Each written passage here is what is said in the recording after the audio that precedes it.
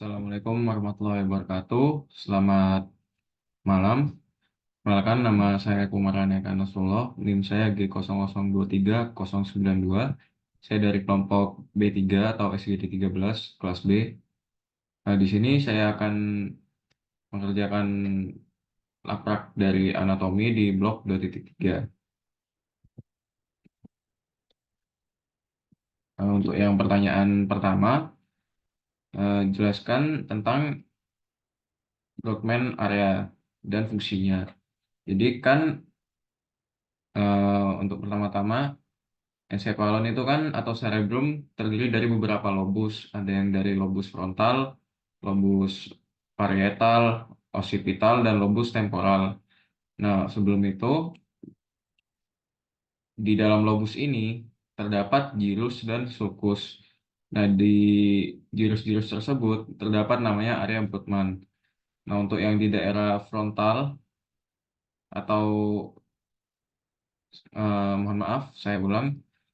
Untuk di daerah parietal itu terdapat namanya sulcus centralis. Nah, di depan sulcus centralis ini ada namanya gyrus precentralis, dan untuk yang di belakangnya itu namanya ada gyrus postcentralis. Untuk yang gyrus precentralis ini terdapat area Brodmann 4. Yaitu fungsinya buat apa? Area Brodmann 4 itu fungsinya untuk area motorik primer. Di depannya lagi ada area Brodmann 6 atau disebut dengan gyrus premotorik atau gyrus di depan gyrus presentralis, yaitu dia fungsinya untuk area motorik sekunder. Lalu di belakangnya ada gyrus postcentralis, itu isinya area 3, 1, dan 2, isinya untuk area sensori primer. Nah, untuk di gyrus postcentralis ini juga ada namanya area 43, yang fungsinya untuk area gustatorik atau pengecapan pada lidah. Untuk di belakangnya lagi, di sini terdapat area 41, 42, dan 22. Fungsinya untuk apa? Untuk yang 41, 22, 42 ini fungsinya untuk area auditori primer. Untuk yang 22 ini area auditori sekunder. Nah, di sini di depannya ini ada 44 dan 45. Area 44 dan 45 ini fungsinya untuk area bicara motorik atau bisa disebut dengan Broca area.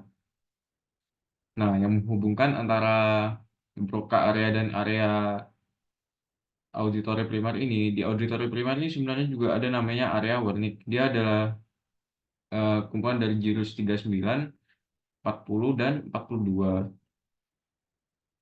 Itu adalah area bicara sensorik. Nah, yang menghubungkan dari area bicara sensorik dan motorik ini ada namanya fasciculus arcuatus.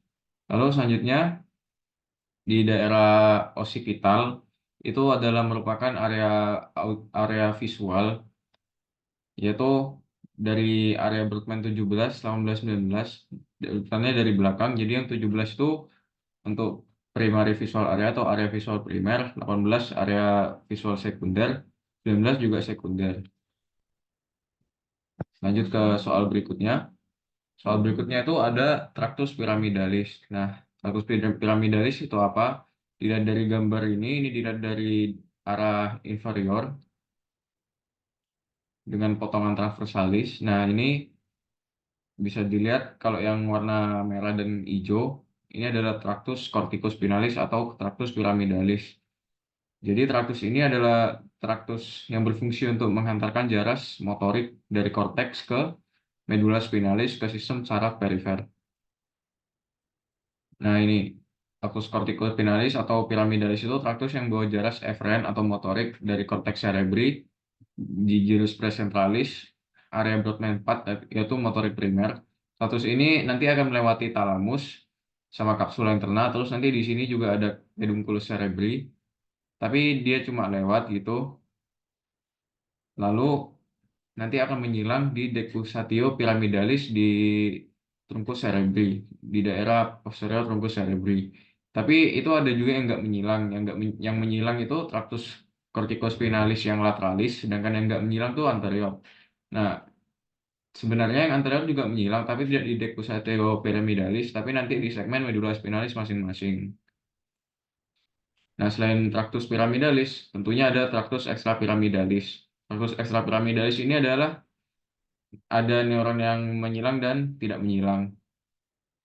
Sebenarnya asalnya itu sama dari korteks cerebri juga, cuma untuk yang traktus ekstrapiramidalis ini khususnya untuk gyrus presentalis sama area korteks anterior, dan ia lewat di ganglia basalis sama kayak piramidalis lewat talamus, nukleus subthalamikus, nukleus labor, substansia nigra, cerebellum dan lain-lain. Nanti dia akan memberikan umpan balik ke interneuron kolumna anterior. Interneuron kolumna anterior ini yang terdapat di mesencephalon itu ada namanya tractus subluspinalis, reticulospinalis, vestibulospinalis yang medial sama lateral, dan tectospinalis. Lalu untuk jalur akhir motoriknya, dia akan berlanjut ke segmen medula spinalis dan masuk ke neuron perifer. Itu dari cornu anterior motorik nanti akan masuk ke otot-otot rangka. Nah, untuk pertanyaan selanjutnya yaitu jelaskan anatomi dari ensephalon. Eh, Tadi saya sudah jelaskan kalau ensephalon itu atau cerebrum terdiri dari beberapa lobus, yaitu lobus frontal, temporal, parietal, dan occipital. Sebenarnya untuk dari embriologinya terlebih dahulu ya, eh, ensephalon ini awalnya tuh berasal dari prosencephalon. Nah, prosencephalon tuh nanti jadi telencephalon dan diencephalon. Nah, hemispherium ini atau ensephalon ini nanti dapat merupakan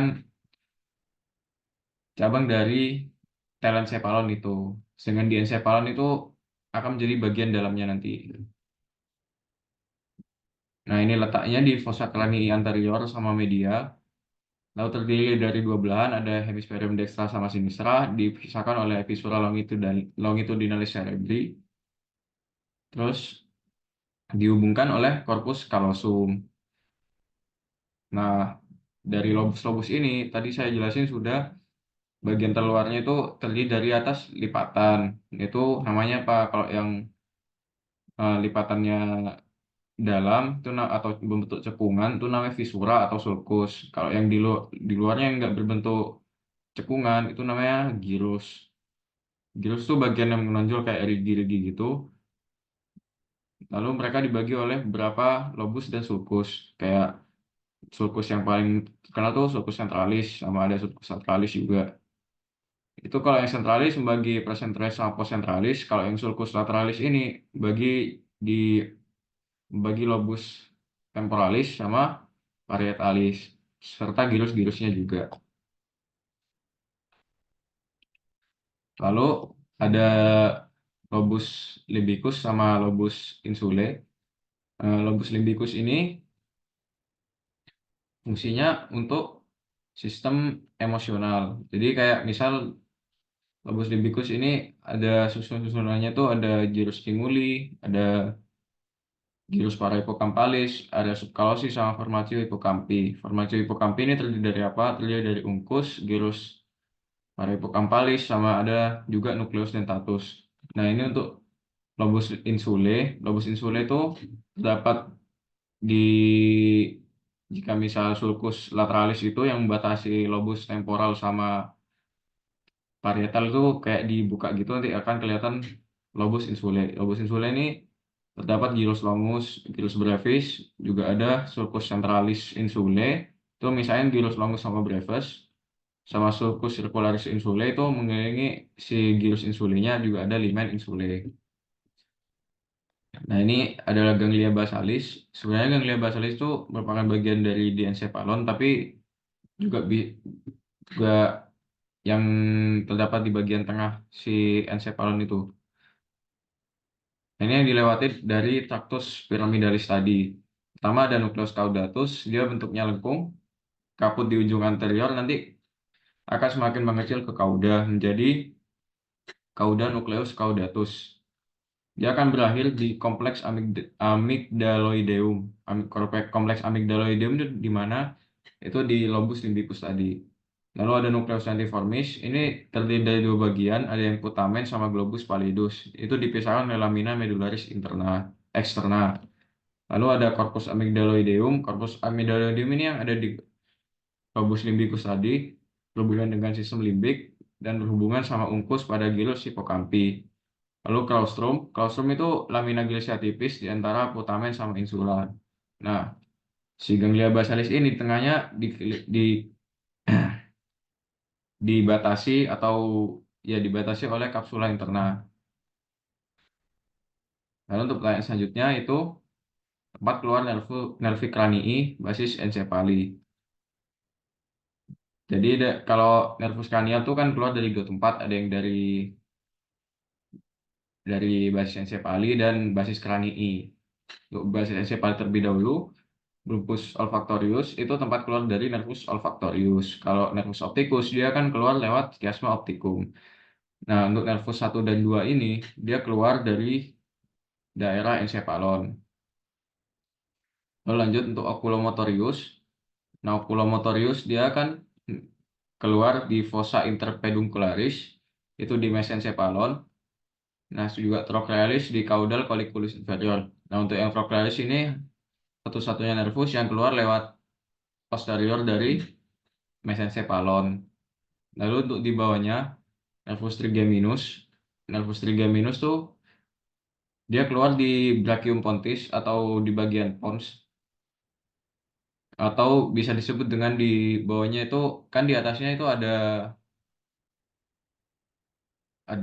corpus geniculatum lateral sama medial itu kan ada brachiumnya. Nah, itu ada di bawahnya si trigeminus keluarnya. Lalu ada nervus trochlearis apa abducens. Abducens tuh keluarnya lewat di sulcus bulbopontinus. Jadi kan dari sulcus basilaris pontis terus di bawahnya ada sulcus bulbopontinus itu yang ngubungin si medula oblongata sama pons. Itu diantaranya ada sulcus namanya sulcus bulbopontinus itu tempat keluarnya si nervus abducens.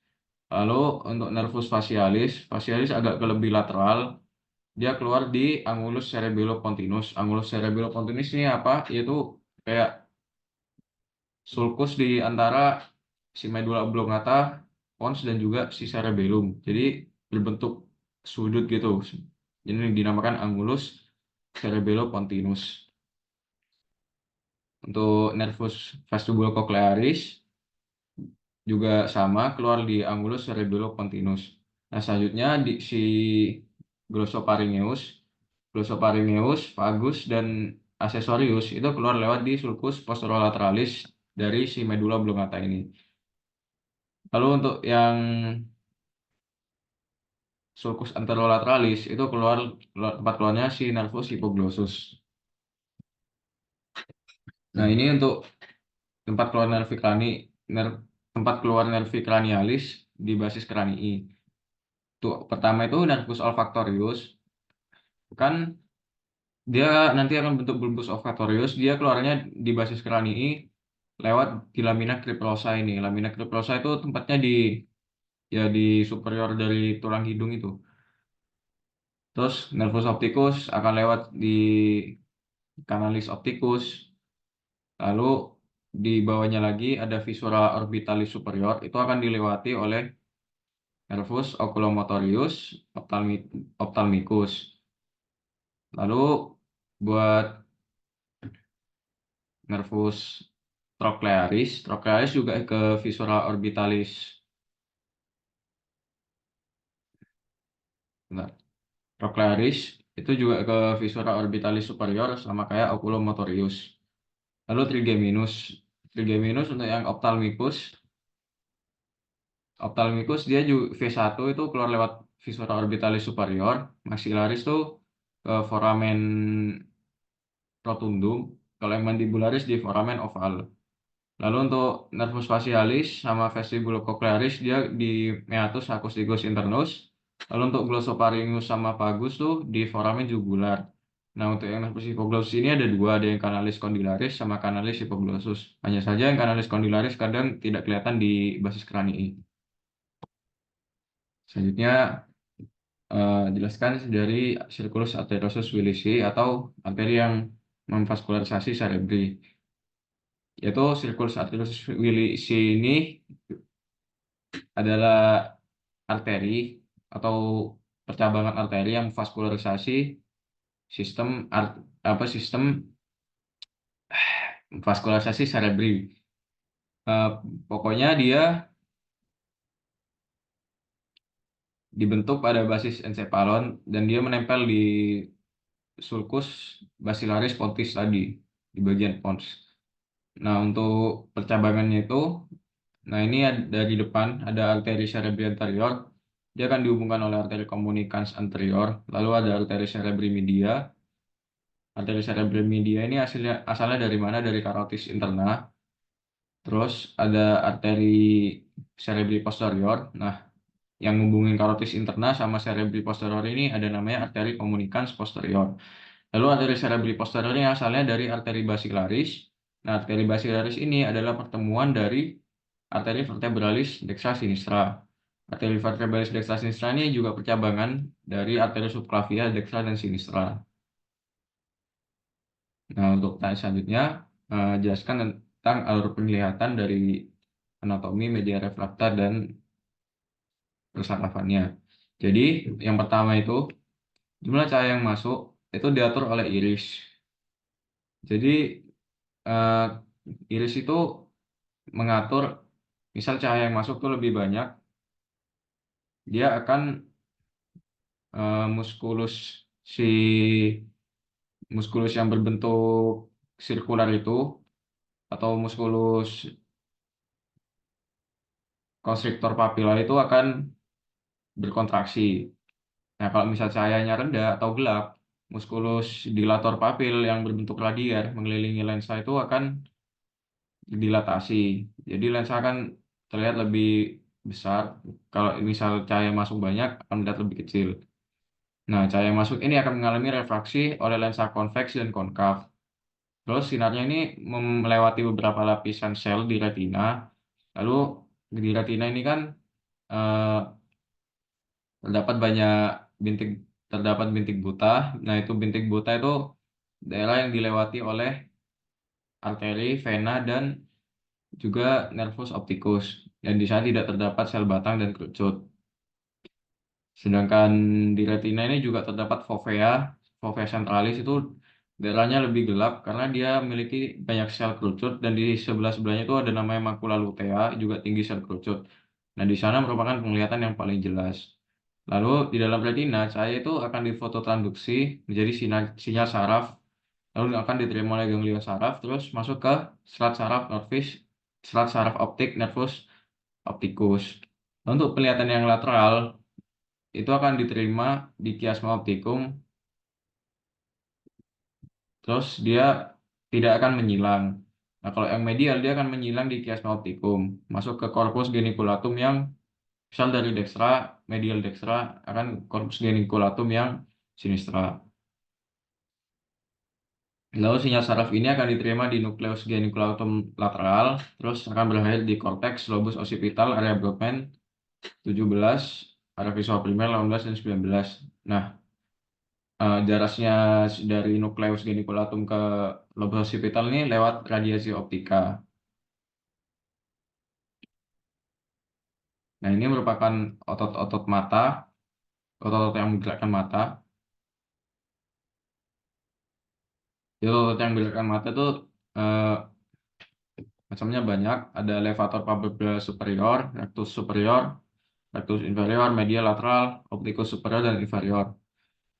Nah, untuk origonya itu, kalau misalnya levator palpebral itu di ala minor tulang sphenoidal, anterior dari canalis opticus. Kalau yang rectus superior itu dari annulus tendinus communis, rectus inferior itu inferior dari annulus tendinus communis.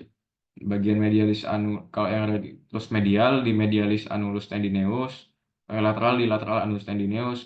Kalau opticus superior dia di corpus sphenoidal, superior dari medial canalis opticus. Kalau yang inferior di dasar orbita posterior margo orbital, atau maxilla di lateral dari sulcus nasolacrimalis. Insersionya kalau yang levator tuh di anterior lamina tarsal, rectus superior tuh di separuh anterior bulbus oculi, rectus inferior tuh di separuh anterior bulbus oculi bagian inferior, medial bagian medial, lateral di bagian lateral. Kalau obliquus superior tuh di bagian luar kuadran bulbus oculi, fascia superior. Kalau yang inferior, fascia inferior. Inervasinya eh, dari levator palpebra sampai ke rectus medial itu sama nervus 3 oculomotorius, sedangkan Rectus lateral tuh sudah abducens karena abducens kan untuk abduksi. Rectus lateral kan letaknya di lateral di paling pinggir. Dia fungsinya untuk abduksi si bola mata itu. Lalu obliquus superior trochlearis, obliquus inferior sama kayak levator palpebra, rectus superior inferior media, yaitu nervus oculomotorius, nervus 3. Fungsinya itu kalau yang levator sesuai namanya elevasi palpebra superior. Kalau rectus superior itu elevasi, adduksi, rotasi. Kalau rectus inferior, depresi, adduksi, rotasi lateral. Rectus lateral, rectus medial, adduksi. Kalau rectus lateral, abduksi. Obliquus superior fungsinya depresi, kalau obliquus inferior elevasi. Selanjutnya lanjut ke perbedaan dari simpatis dan parasimpatis. Eh, Perbedaan simpatis dan parasimpatis itu dari distribusinya. Kalau simpatis itu di kulit, kelenjar, muskuli erektor pilih, jaringan adiposa, otot polos, dan pembuluh darah. Kalau yang parasimpatis dia terbatas pada kepala dan organ dalam dada, perut, dan panggul, juga beberapa pembuluh darah. Terus lokasi preganglioniknya, kalau simpatis itu di cornulateralis atau di nucleus intermediolateraliscornulateralis medulla spinalis. Itu di segmen T1 sampai L2 atau thoracolumbar, nanti akan menuju ganglia trunkus simpaticus atau prevertebralis. Sedangkan yang parasimpatis itu nukleus saraf kranialnya terdapat di nukleus nervus 3, nervus 7, 9, dan 10. Dan substansia grisea medulla spinalis segmen S2 dan S4 sampai S4 yaitu kraniosakral menuju ganglion terminalis. Ganglionnya itu kalau yang simpatis dekat dengan sistem saraf pusat, jauh dari efektor visceral. Jadi kalau yang parasimpatis dekat dengan organ efektor. Panjang aksonnya, neuron preganglionik itu pendek dan postganglioniknya itu panjang. Kalau yang parasimpatis, preganglioniknya panjang, postganglioniknya pendek. Neurotransmitternya itu kalau simpatis, preganglioniknya itu lepas ACH dan postganglioniknya itu melepas epinefrin atau norepinefrin. Sedangkan parasimpatis itu dua-duanya pre dan postganglioniknya mengeluarkan asetilkolin atau ACH. Efek fisiologisnya itu untuk simpatis fight or flight, kalau parasimpatis itu rest and digest. Lalu rami communicantes alba dan griseanya, kalau simpatis itu terdiri atas keduanya, yaitu rami communicans alba itu mengandung akson preganglionik bermielin. Kalau yang grisea tidak bermielin, tapi berisi akson postganglion. Kalau yang parasimpatis tidak memiliki rami communicantes alba dan grisea. Sekarang untuk modalitas atau komponen fungsional dari nervi cranialis. Sebelumnya mau menjelaskan tentang tipe-tipe modalitasnya terlebih dahulu. Misal dari GSE atau General Somatic Efferent, yaitu motorik untuk skelet umum. Lalu untuk GVE, GVE itu kan General Visceral Efferent. Namanya ya General Visceral Efferent berarti otonom, parasimpatis, kelenjar, dan pupil. Special Visceral Efferent atau SVE, namanya aja spesial, berarti dia untuk motorik untuk skelet yang berasal dari arcus branchial. Dia gerakannya spesial seperti musculus sternocleidomastoideus, trapezius, sama otot laring dan faring. Lalu general visceral afferent, dia itu sensorik umum pada organ viscera. Kan namanya general terus visceral, terus afferent berarti sensorik. Dia fungsinya untuk mendeteksi nyeri, suhu, raba, dan tekan pada daerah visceral. Terus spesial visceral afferent itu sensorik yang khusus untuk indera khusus kayak penciuman sama pengecap.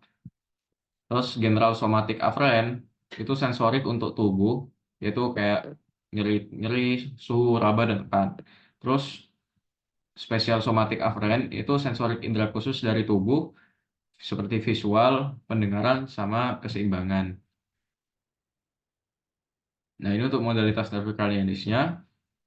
Itu nervus olfactorius kan dia modalitasnya SVA, Special Visceral Afferent. Kenapa? Karena dia fungsinya untuk penciuman. Penciuman berarti kan visceral terus spesial. Lalu optikus itu Special Somatic Afferent. Dia kan penglihatan masuk ke Special Somatic Afferent. Terus oculomotorius dia masuk ke General Somatic Afferent sama General Visceral Afferent. Kenapa kok somatik dan visceral? Karena somatiknya fungsinya untuk pergerakan bola mata, sedangkan untuk yang visceralnya untuk penglihatan. Lalu untuk trochlearisnya, general somatic efferent juga. Trochlearis ini fungsinya juga menggerakkan si bola mata itu. Nervus trigeminus ada spesialnya, spesial visceral efferent, karena dia ada yang di khususnya untuk yang di mandibularis, dia fungsinya untuk menggerakkan rahang gitu. Terus ada general somatic afferent juga, itu sensorik umum. Terus abducens, abducens kan fungsinya buat abduksi doang gitu. Jadi dia modalitasnya cuma general somatic efferent. Terus untuk facialis, facialis tuh lumayan banyak, ada general visceral efferent sama general somatic afferent. Visceral efferentnya nih dia buat gerak-geri wajah atau gerak-geri kulit di kepala. Terus general somatic afferentnya itu ya sensasi nyeri, suhu, raba, dan tekan. Untuk spesial visceral efferent dan afferentnya, mungkin afferentnya ini dari keseimbangan. Terus kalau yang dari pendengaran, kalau yang efferentnya ini juga sama. Vestibulocochlearis tentu saja SSA karena dia untuk keseimbangan, sistem spesial somatic afferent. Terus glossopharyngeus ini untuk menelan. Menelan tentunya pasti ada SVE, terus ada SVA juga, ada general visceral efferent juga GVA. Vagus juga banyak, ada GVE, GVA, SVA, SVE, dan GSA.